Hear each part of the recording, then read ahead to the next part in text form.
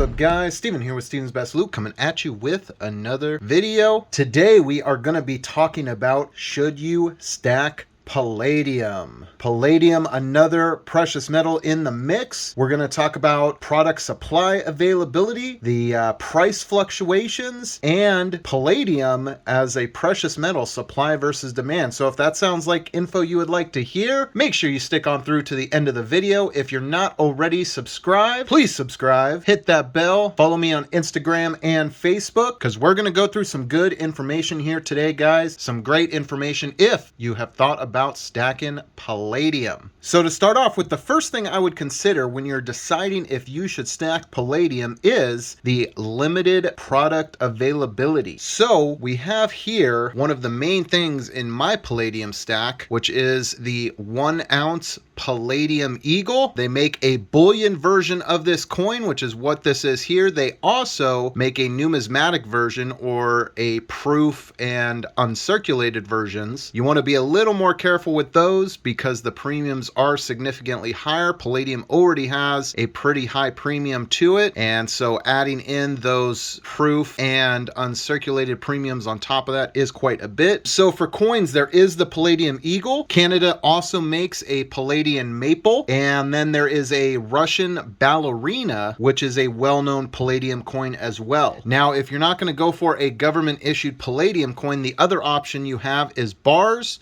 Unfortunately, I do not have any 1 ounce Palladium bars, but I do have a 1 gram Palladium bar. This is a Pamp Swiss, one of my favorite manufacturers. Pamp Swiss 1 gram Palladium bar.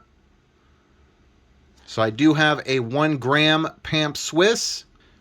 Several of the large metals manufacturers do make 1 ounce Palladium bars and other sizes. However, remember, there is going to be an increased premium when you're talking about fractional Palladium. So if you can't afford to get a 1 ounce coin and you're going to go with something like this, a 1 gram bar, be prepared to pay much more than spot price. And in fact, even though Palladium and gold are pretty close in spot price, only about $100 difference, the grams are about $15 to $20 more, which adds up to like a $600 difference on the per ounce. So make sure you keep that in mind. So limited supply of product availability. Of course, when we're talking about gold, silver, platinum even, there's quite a bit of mint and manufacturers that make them. In Palladium though, you have Pamp, Beard & Co., a few others that make the bars. And then really for 1 ounce coins that I know of, there is the Palladium Eagle, the Maple, and then the Russian Ballerina. And I think that's it. There might be some others floating out there, but not nearly as many product options available, which when there's limited product options does generally mean there's going to be an increased premium. Something like the Palladium Eagles here, the bullion ones are selling for a couple $100 above spot price. So you're not going to pick one of these up for melt, most likely. Now, another important point to think about when we're talking about should you stack Palladium is the high price fluctuations. So if we're looking at the current spot price of Palladium on Kitco, between the bid and the ask, there is a $150 spread currently.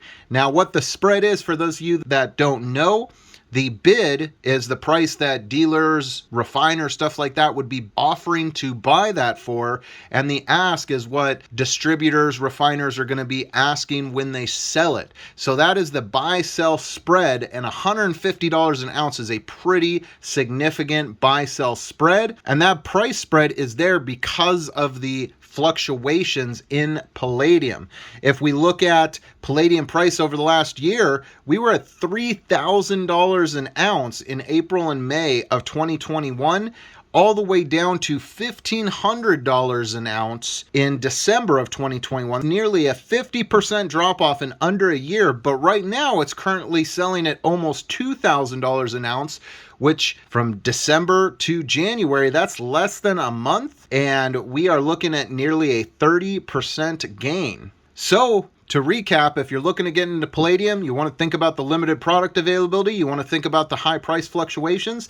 And then the third thing I would look at with Palladium is the supply versus demand. Now, the primary use for this metal right here, where most of it goes that's mined, is not into these American Palladium Eagles. It is into the automotive industry for catalytic converters. From 2012 until 2020, the demand for palladium steadily grew as more and more efficient cars were produced. As we know, over the last decade, there's been a real push to be more environmentally conscious. So a lot of people have traded in those 20, 30, 40-year-old cars that have been on the road a long time, and went to newer models, not only because they wanted to do things better for the environment, but there's been laws and regulations and different emissions things passed in states. So a lot of people can't drive those other older cars. So over the last 10 years, automotive sales have increased. However, the amount available to be mined has remained relatively unchanged, with the large majority coming from Russia. Around 2.7 million ounces of the 6.4 million mined in 2020 came from Russia. So we got more cars being produced, which is going to use up more palladium, and the same amount of palladium being mined, roughly the same amount. This drives a supply and demand crisis that drove the price up steadily. You guys can take a look at the chart here to see what I'm talking about. The price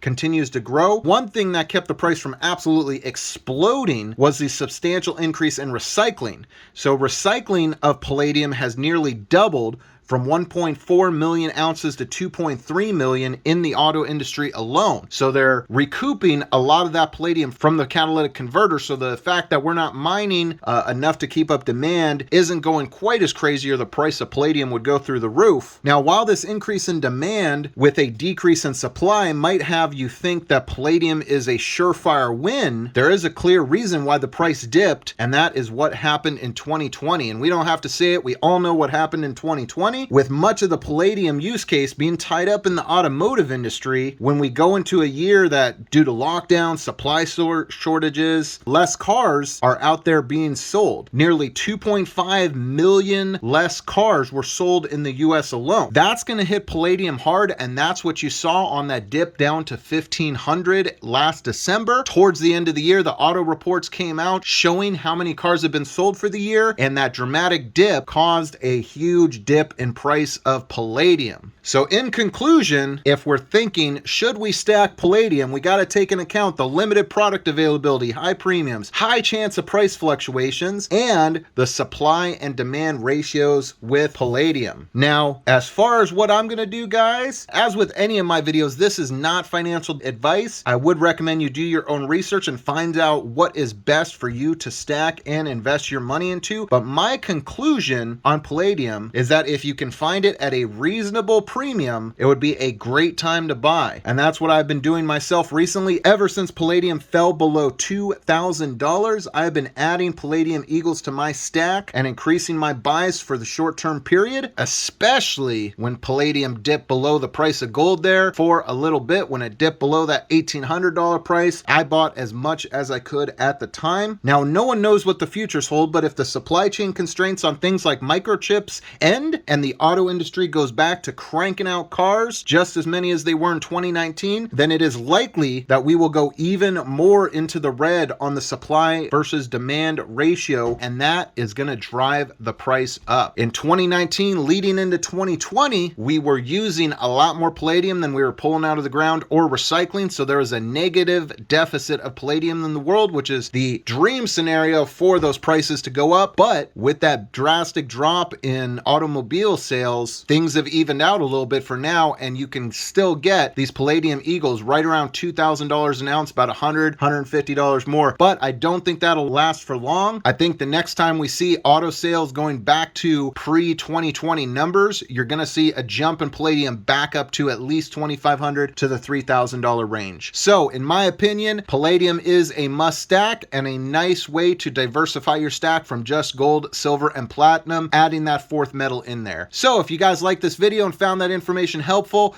please subscribe. Make sure you give a thumbs up to the video. Comment down below what you think. Is there some factors I forgot about? Are you stacking palladium? What's your favorite pieces of palladium that you might add to the stack? Do you like the bars? Do you like the APE? Or were there some I missed that you like personally? Some other coins or other things that I didn't mention here in the video? Love to hear your thoughts below. Make sure you drop a comment. Thank you guys so much for tuning in, and we'll see you in the next video. Have a great rest of your day.